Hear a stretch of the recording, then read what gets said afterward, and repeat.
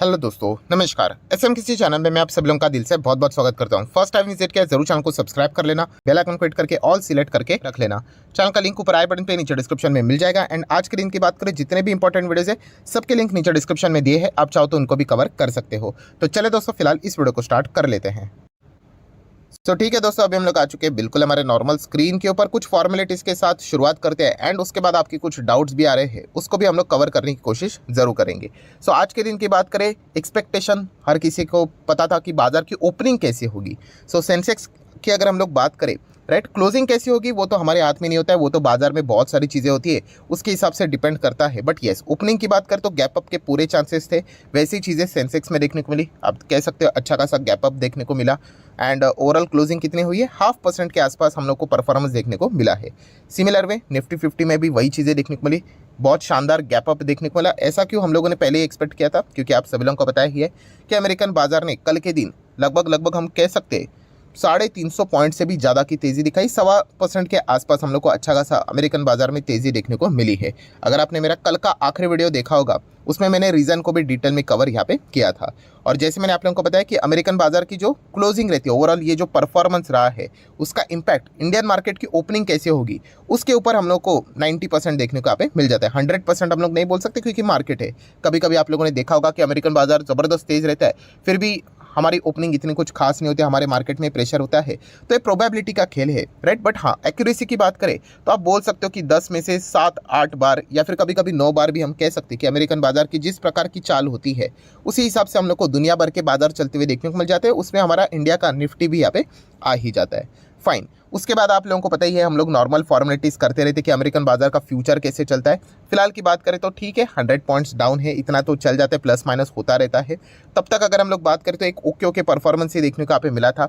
Then दुनिया भर के बाकी के बाजार की भी अगर हम लोग बात करें तो फ्लैट ही परफॉर्मेंस देखने को यहाँ पे मिला है, बिल्कुल बॉर्डर पे ही चलते हुए देखने को मिल रहा है। मतलब अगर हम लोग डैक्स की भी बात करें तो हरे निशान में ही है। देन फुटसी की बात करें तो 0.25, कैक की अगर हम लोग बात करें, CAC 40 की बात करें तो यो भी हम लोग को बिल्कुल बॉर्डर पे ही चलते हुए देखने को यहाँ पे मिल रहे हैं। सो इसी का परिणाम है, जिसके चलते हम लोग कह सकते हैं कि बाजार में थोड़ा सा ओके परफॉर्मेंस आज के दिन देखने को हम लोग को यहाँ पे मिला है।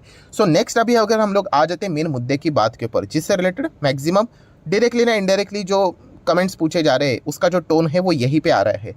क्या प्रॉब्लम जो हम लोगों को देखने को यहाँ पे मिल रहे थे, राइट, अभी बीच में हम लोगों ने जो देखा, पिछले 1-2 हफ्ते से हम लोग जो चीज़ों को देख रहे हैं, सो क्या ये प्रॉब्लम का दी एंड हो चुका है, क्या ये ख़त्म यहाँ पे हो चुके हैं? तो दोस्तों, इस सवाल का जवाब आपको डायरेक्टली देना चाहूँगा, एन ओ नो। नहीं दोस्तों, बिल्कुल भी नहीं।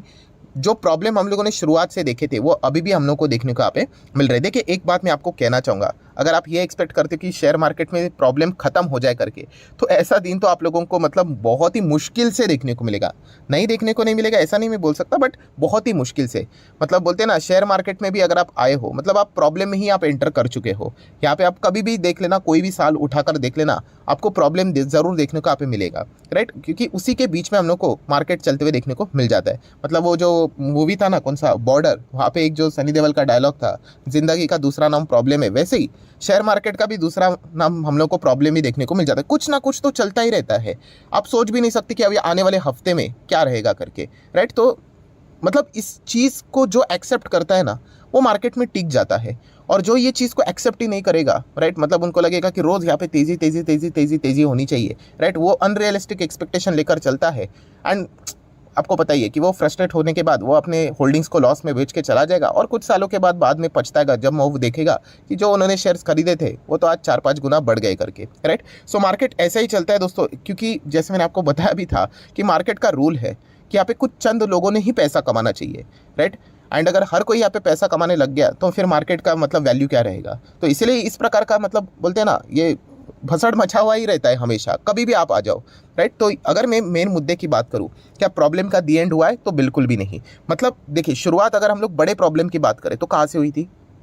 अमेरिका से हुई थी, राइट। अमेरिका के बैंक्स कोलैप्स हो रहे थे, SVB की अगर हम लोग बात करें, राइट, वो चीज़ देखने को मिली। बट बीच में ही आउट ऑफ सिलेबस वाला टॉपिक आ गया, राइट। ऐसी चीज़ आ गई कि मतलब दुनिया ने सोचा नहीं था। एंड अमेरिकन बाजार उस न्यूज़ के चलते हम लोग को रिएक्ट करते हुए देखने को मिला। स्विट्जरलैंड की अगर हम लोग बात करें, यस, क्रेडिट स्विस की बात करें, यूरोपियन बाजार की अगर हम लोग बात करें, वहाँ से खबर आ गई कि क्रेडिट स्विस तो गया, मतलब ऑलमोस्ट मुहर लगना ही बाकी था, क्योंकि उनका जो बड़ा इन्वेस्टर था, राइट, उन्होंने हाथ खड़े कर दे कि हम लोग आपको पैसे नहीं देंगे करके। सो अगर क्रेडिट स्विस को नहीं बचाया जाता दोस्तों, तो बिलीव मी कि मार्केट के तो मतलब लग ही जाते, राइट, क्योंकि इसके पहले भी हम लोगों ने 2008 में यही चीज़ देखी थी कि बड़े बैंक्स जब डूब जाते उसको कोई मदद नहीं किया था। बट चलिए, अच्छी बात यह है कि क्रेडिट स्विस बच गया, क्योंकि वहाँ की जो सेंट्रल बैंक है, स्विस नेशनल बैंक, उन्होंने इनको पैसा दिया, क्योंकि ऐसे कि कोई भी डूबने वाली जो कंपनी भी होती है, बैंक होती है, कोई भी हो, उनको पैसों की ज़रूरत होती है, फंडिंग की ज़रूरत होती है।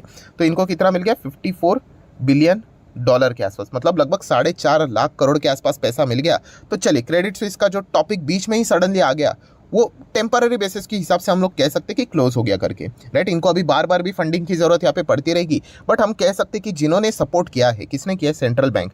तो सेंट्रल बैंक अगर हाथ खड़े कर देता है तो सीधा ही गेम ओवर ही हो जाएगा।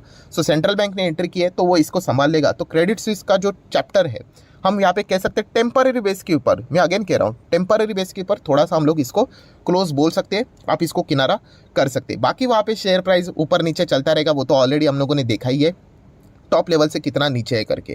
देन दोस्तों अभी वापस आ जाते जहाँ से ही शुरुआत हुई थी, कहाँ पे, वापस अमेरिकन बाजार।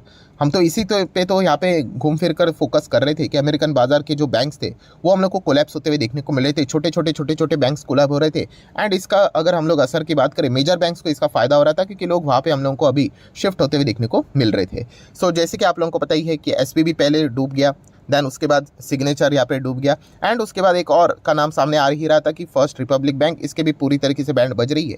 सो कल के ही लेट नाइट हम लोग को एक अच्छी खबर देखने को मिली कि डूबने वाले को क्या चाहिए, डूबते को तिनके का सहारा, मतलब ऑब्वियसली पैसे चाहिए। तो चलिए, लाइफलाइन मिल गई $30 बिलियन के आसपास। एंड वो भी कौन देगा, JP मॉर्गन, सिटी बैंक की बात करें, बैंक ऑफ अमेरिका की बात करें, मॉर्गन स्टैनली की बात, ऐसे बहुत सारे आपको 10-11, ये तो मैंने कुछ टॉप नॉच बैंक्स के यहाँ पे नाम लिए हैं, लगभग 10 से 11 बैंक्स हम लोग को सामने आते हुए देखने को मिले हैं, जो कि फर्स्ट रिपब्लिक बैंक को क्या करेंगे, यहाँ पे पैसे देंगे, बस काम यहाँ पे हो गया। सो डेफिनेटली हम लोग यहाँ पे कह सकते हैं कि अभी तक का जो थोड़ा सा जो माहौल यहाँ पे खराब हुआ था, डिस्टर्बेंस हम लोग को देखने को मिल रहा था, वो टेम्पररी बेसिस के हिसाब से रुकते हुए देखने को यहाँ पे मिला है। पर दोस्तों सबसे मेन मुद्दे की बात तो वही रहती है, ये क्या है, ये पेड़ है, बट जो हम लोग इसके नीचे चले जाते हैं, मतलब रूट कॉज की अगर हम लोग बात करें, ये सारी चीज़ें जो देखने को मिल रही है कि बैंक्स डूब क्यों रहे हैं, उसके पीछे का मेजर जो रूट कॉज है, बोलते हैं ना फसाद की जड़ क्या है, वो अभी भी वैसी ही चीज़ हम लोग को देखने को यहाँ पे मिल रही है। मतलब आप सभी लोगों को पता है ये हुआ क्यों, इसके पीछे का रीज़न क्या है, मैन ऑफ द मैच अगर किसी को देना है, इतना सब कुछ जो ड्रामा चल रहा है किस चीज़ के चलते हुआ है, ऑब्वियसली एक ही चीज़ के चलते, एंड वो है लगातार रेट हाइक जो फेड ने किए, उसी का ये परिणाम हम लोग को देखने को मिला है। ठीक है, फेड की भी मजबूरी थी, इन्फ्लेशन को कंट्रोल करना है, ठीक है, बट ये जो बीच में उन्होंने ये जो मतलब बोलते हैं ना प्रॉब्लम क्रिएट किया, कौन सा, चलो 75 किया, 75 किया, 75 किया, ठीक है, 50 किया, उसके बाद 25 करने के बाद में वापस 50 की जो बात उन्होंने की है ना, लिटरली वो एकदम मतलब बोलते ना ऐसी चीज़ थी कि मतलब सुसाइडियल डिसीजन, राइट। एंड इसी चीज़ के चलते हम कह सकते हैं ये अनस्टेबिलिटी हम लोग को देखने को मिली, राइट। एंड वो पूरा जो बाद में हम लोग को कहानी देखने को मिली, यही मतलब सबसे मेन फसाद का जड़ क्या है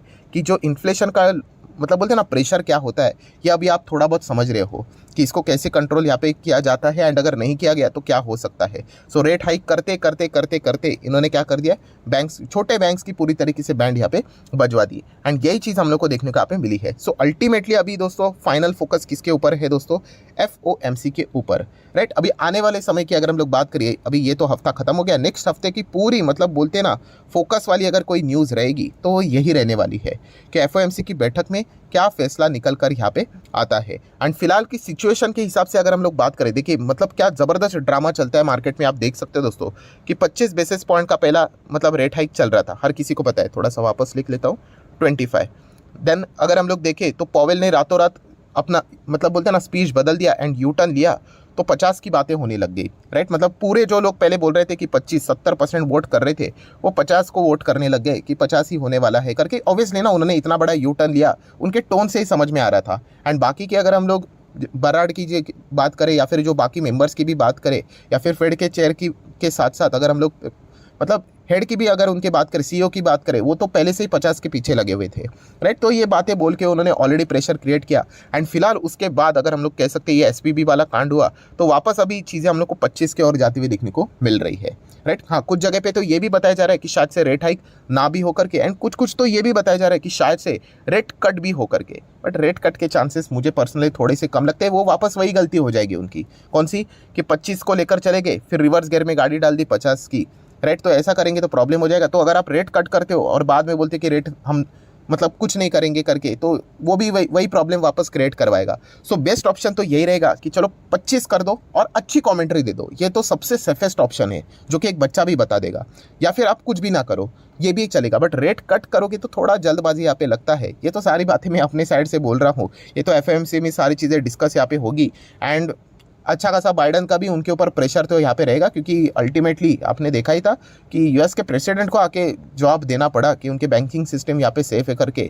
तो मुद्दा आप समझ सकते हो कि कितना गंभीर देखने को यहाँ पे मिला था। सो ओवरऑल ये पूरा सुपर ड्रामा हम लोग को देखने को यहाँ पे मिल रहा है। एंड क्या इसके चलते हम ये कह सकते हैं कि क्या बाजार में सब कुछ नॉर्मल हो चुका है? तो दोस्तों, बाजार वैसे कभी पूरा नॉर्मल कभी नहीं रहेगा। कभी यहाँ पे कोविड आएगा तो कभी वॉर से रिलेटेड चीज़ें रहेगी, कभी इन्फ्लेशन रहेगा, कभी रेट हाइक रहेगा, कभी कोई बैंक डूबेगा, कि किधर कोई स्कैम होगा, किधर फ्रॉड होगा, ये चीज़ें चलती रहती है। उसके बीच में ही बाजार ऐसे लड़ते लड़ते ऊपर चलता है, राइट। सो आशा करता हूँ जितने भी इंपॉर्टेंट पॉइंट्स थे वो सारे मैंने आप लोगों के सामने यहाँ पे रख दिए। अभी तो हर किसी का फोकस नेक्स्ट हफ्ते में एफओएमसी के ऊपर ही यहाँ पे रहने वाला है। सो अगर आपको वीडियो अच्छा लगा होगा, एफर्ट्स अच्छे लगे होंगे, तो आप चाहो तो इस वीडियो को लाइक कर सकते हो, दोस्तों के साथ शेयर भी कर सकते हो। एंड अगर आपने अभी तक डीमैट अकाउंट ओपन नहीं किया है तो लिंक नीचे डिस्क्रिप्शन में 25 वीडियो की लिस्ट आपको फ्री ऑफ कॉस्ट यहाँ पे प्रोवाइड कर दी जाएगी। आपका नाम, कौन सा अकाउंट आपने लिंक के थ्रू ओपन किया है, ये प्रॉपरली मुझे कमेंट सेक्शन में मेंशन कर देना।